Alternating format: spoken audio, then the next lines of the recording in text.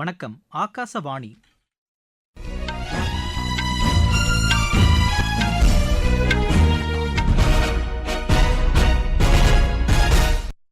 செய்திகள் வாசிப்பவர் கோபிநாத். தலைப்புச் செய்திகள்.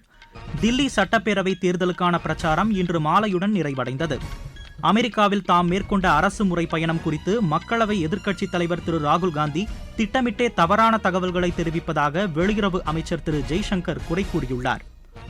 மத்திய பட்ஜெட்டில் ரயில் பயணிகளின் பாதுகாப்பிற்காக 1,16,000 கோடி ரூபாய் நிதி ஒதுக்கீடு செய்யப்பட்டுள்ளதாக ரயில்வே அமைச்சர் திரு அஸ்வினி வைஷ்ணவ் தெரிவித்துள்ளார். சிரியாவில் இன்று நேரிட்ட குண்டுவெடிப்பு சம்பவத்தில் 19 பேர் உயிரிழந்தனர், 15 பேர் காயமடைந்தனர். ஈரானில் நடைபெற்ற சர்வதேச சேலஞ்ச் பேட்மிண்டன் போட்டியில் இந்தியாவின் மான்ராஜ் சிங் பட்டம் வென்றார். இனி விரிவான செய்திகள். தில்லி சட்டப்பேரவை தேர்தலுக்கான பிரச்சாரம் இன்று மாலையுடன் நிறைவடைந்தது. வாக்குப்பதிவு நாளை மறுநாள் நடைபெறவுள்ளது. 70 உறுப்பினர்களை கொண்ட தில்லி சட்டப்பேரவைக்கு நடைபெறும் தேர்தலில் பிஜேபி, காங்கிரஸ், ஆம் ஆத்மி வேட்பாளர்கள் உட்பட 699 பேர் களத்தில் உள்ளனர். தில்லி சட்டப்பேரவை தேர்தலோடு உத்தரப்பிரதேசத்தின் மில்கிப்பூர் மற்றும் தமிழகத்தின் ஈரோடு கிழக்கு சட்டப்பேரவை தொகுதிக்கும் நாளை மறுநாள் நடைபெறவுள்ள இடைத்தேர்தலுக்கான பிரச்சாரமும் இன்று மாலை நிறைவடைந்தது.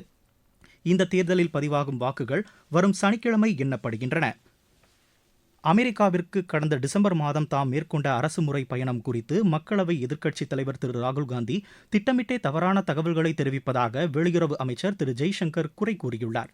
சமூக வலைதளத்தில் இக்கருத்தை பதிவு செய்துள்ள அவர், இந்த பயணத்தின் போது அமெரிக்க அதிபர் பதவியேற்பு விழாவிற்கு பிரதமர் திரு நரேந்திர மோடிக்கு அழைப்பு விடுப்பது தொடர்பாக விவாதிக்கப்படவில்லை என்றும் திட்டவட்டமாக கூறினார்.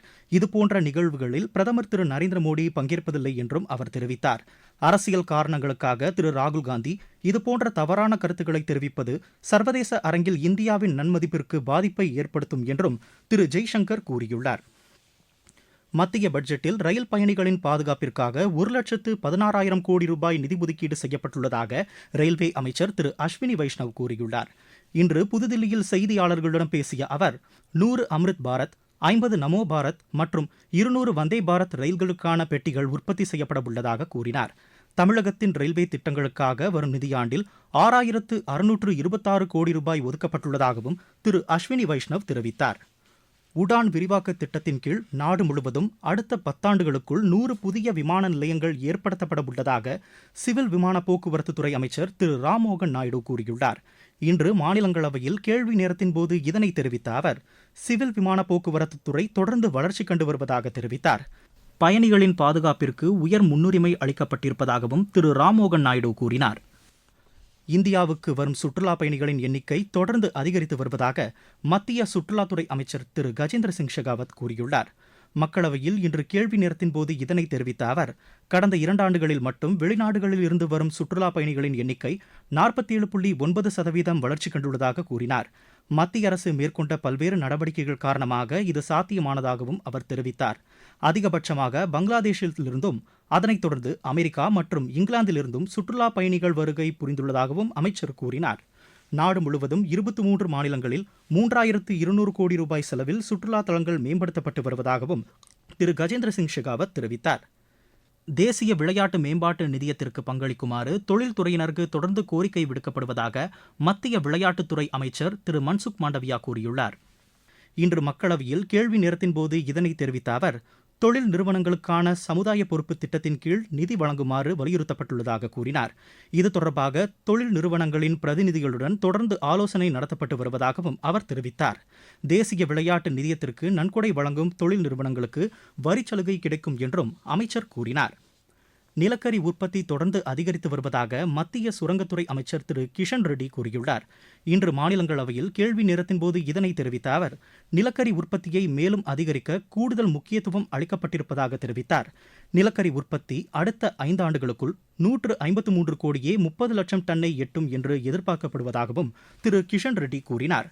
நீங்கள் கேட்டுக்கொண்டிருப்பது ஆகாசவாணியின் செய்தி அறிக்கை. மத்திய பட்ஜெட்டின் சிறப்பு அம்சங்கள். தனிநபர் வருமான வரி விலக்கிற்கான உச்சவரம்பு 12 லட்சம் ரூபாயாக உயர்வு. 36 வகை உயிர்காக்கும் மருந்துகளுக்கு சுங்க வரியிலிருந்து விலக்கு. மாவட்டந்தோறும் அரசு மருத்துவமனைகளில் புற்றுநோய் சிகிச்சை பராமரிப்பு மையங்கள். லித்தியம் பேட்டரிக்கான சுங்க வரி ரத்து. நாடு முழுவதும் 50,000 பள்ளிகளில் அடல் ஆய்வகங்கள். குழாய் மூலம் குடிநீர் இணைப்பு வழங்கும் திட்டம் மேலும் 3 ஆண்டுகளுக்கு நீட்டிப்பு.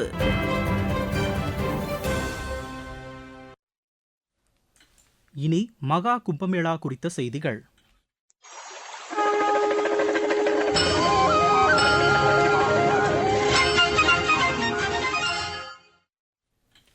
உத்தரப்பிரதேசத்தின் பிரயாக்ராஜில் நடைபெற்று வரும் உலகின் மிகப்பெரிய ஆன்மீக திருவிழாவான மகா கும்பமேளாவில் இன்று 1 கோடிக்கும் மேற்பட்டோர் புனித நீராடியுள்ளனர்.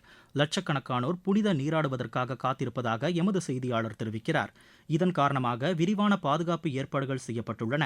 கடந்த மாதம் 13ஆம் தேதி தொடங்கிய இந்த மகா கும்பமேளா வரும் 14ஆம் தேதி வரை நடைபெறவுள்ளது. இதுவரை 36 கோடிக்கும் மேற்பட்டோர் புனித நீராடியுள்ளனர். பக்தர்களின் வசதிக்காக சிறப்பு ரயில்களும் இயக்கப்பட்டு வருகின்றன. நாள்தோறும் கண்கவர் கலை நிகழ்ச்சிகளும் நடைபெற்று வருகின்றன.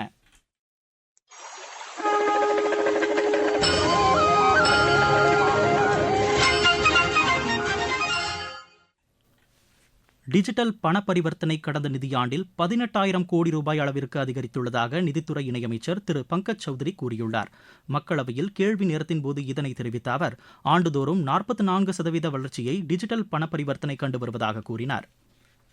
அமைப்பு சாரா தொழிலாளர்களுக்கான இணையதளத்தில் இதுவரை 30,58,00,000 பேர் பதிவு செய்துள்ளதாக மத்திய அரசு கூறியுள்ளது. மத்திய அரசின் தொழிலாளர் நலனுக்கான 12 திட்டங்களோடு இந்த இணையதளம் இணைக்கப்பட்டிருப்பதாக தொழிலாளர் நலத்துறையின் செய்திக்குறிப்பு தெரிவிக்கிறது. நாள்தோறும் 33,000க்கும் மேற்பட்டோர் இதில் பதிவு செய்து வருவதாகவும் அதில் குறிப்பிடப்பட்டுள்ளது. 22 மாநில மொழிகளில் இந்த இணையதளம் செயல்படுவதாகவும் அந்த செய்திக்குறிப்பில் தெரிவிக்கப்பட்டுள்ளது. வேலைவாய்ப்பின்மை குறைந்து வருவதாக மத்திய தொழிலாளர் நலத்துறை இணையமைச்சர் ஷோபா கரண்ட்லாஜே கூறியுள்ளார். மக்களவையில் இதனை தெரிவித்த அவர், 6 ஆண்டுகளுக்கு முன்னர் 6% இருந்த வேலைவாய்ப்பின்மை தற்போது கடந்த நிதியாண்டில் 3.2% குறைந்துள்ளதாக கூறினார்.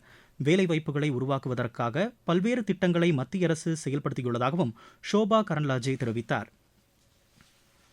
சென்னை அகில இந்திய வானொலியின் மாநில செய்திப்பிரிவு வழங்கும் செய்திச் சுடர் நிகழ்ச்சியில் மத்திய பட்ஜெட் குறித்து பட்டய கணக்காளர் அபிஷேக் முரளியுடன் ஊடகவியலாளர் ஷியாமலா பங்கேற்ற நிகழ்ச்சி இன்று இடம்பெறுகிறது. ஒருங்கிணைந்த அலைவரிசையில் இரவு மணி 9:15க்கு ஒலிபரப்பாகும் இந்த நிகழ்ச்சியை மாநிலத்தில் உள்ள அனைத்து வானொலி நிலையங்களும் அஞ்சல் செய்யும். சிரியாவில் இன்று நேரிட்ட குண்டுவெடிப்பு சம்பவத்தில் 18 பெண்கள் உட்பட 19 பேர் உயிரிழந்தனர். 15 பேர் காயமடைந்தனர். மான்பிச் புறநகர் பகுதியில் விவசாய தொழிலாளர்களுடன் சென்று கொண்டிருந்த வாகனத்தின் மீது இந்த தாக்குதல் சம்பவம் நடத்தப்பட்டதாக அங்கிருந்து வரும் தகவல்கள் தெரிவிக்கின்றன. அந்த வழித்தடத்தில் நிறுத்தப்பட்டிருந்த காரில் வைக்கப்பட்டிருந்த குண்டுகள் வெடித்ததாகவும் இதன் காரணமாக உயிரிழப்புகள் ஏற்பட்டதாகவும் ஏஜென்சி செய்திகள் தெரிவிக்கின்றன. இந்த குண்டுவெடிப்பில் காயமடைந்த 15 பேரில் பலரது நிலைமை கவலைக்கிடமாக உள்ளதாகவும் அந்நாட்டு காவல்துறை தெரிவித்துள்ளது. இந்த தாக்குதல் சம்பவத்திற்கு இதுவரை எந்தவொரு அமைப்பும் பொறுப்பேற்கவில்லை. ஈரானில் நடைபெற்ற சர்வதேச சேலஞ்ச் பேட்மிண்டன் போட்டியில் இந்தியாவின் மான்ராஜ் சிங் பட்டம் வென்றார். ஆடவர் ஒற்றையர் பிரிவு இறுதியாட்டத்தில் அவர் 21-19, 21-10 என்ற செட் கணக்கில் இந்தியாவின் தருண் ரெட்டி காட்டமை வென்றார். தேசிய விளையாட்டுப் போட்டிகளில் தமிழகம் இன்று 4 தங்கம், 1 வெள்ளிப் பதக்கம் வென்றது. உத்தரகாண்டில் நடைபெற்று வரும் இப்போட்டியின் ஸ்குவாஷ் ஆடவர் ஒற்றையர் பிரிவில் வேலவன் செந்தில்குமார் தங்கப்பதக்கம் வென்றார். இறுதிப் போட்டியில் அவர் மகாராஷ்டிராவின் ராகுலை வென்றார். மகளிர் பளுதூக்கும் 87 கிலோ எடை பிரிவில் ஆரோக்கியா தங்கப்பதக்கம் வென்றார். ஆடவர் 50 மீட்டர் நீச்சல் போட்டியில் ரோஹித் தங்கப்பதக்கம் வென்றார். ஸ்குவாஷ் போட்டியின் ஆடவர் குழு பிரிவிலும் தமிழகம் தங்கப்பதக்கத்தை வென்றது.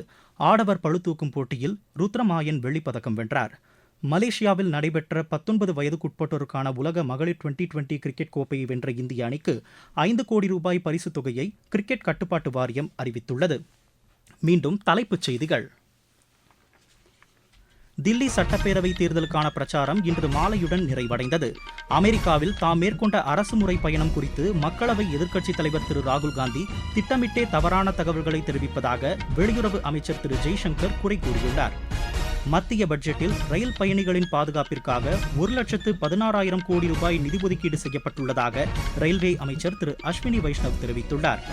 சிரியாவில் இன்று நேரிட்ட குண்டுவெடிப்பு சம்பவத்தில் 19 பேர் உயிரிழந்தனர், 15 பேர் காயமடைந்தனர். ஈரானில் நடைபெற்ற சர்வதேச சேலஞ்ச் பேட்மிண்டன் போட்டியில் இந்தியாவின் மான்ராஜ் சிங் பட்டம் வென்றார். இத்துடன் இந்த செய்தி அறிக்கை நிறைவடைகிறது. எமது செய்திகளை சமூக வலைதள பக்கங்களில் AIR நியூஸ் சென்னை என்ற முகவரியிலும், RNU சென்னை என்ற யூடியூப் சேனலிலும் உடனுக்குடன் அறிந்து கொள்ளலாம்.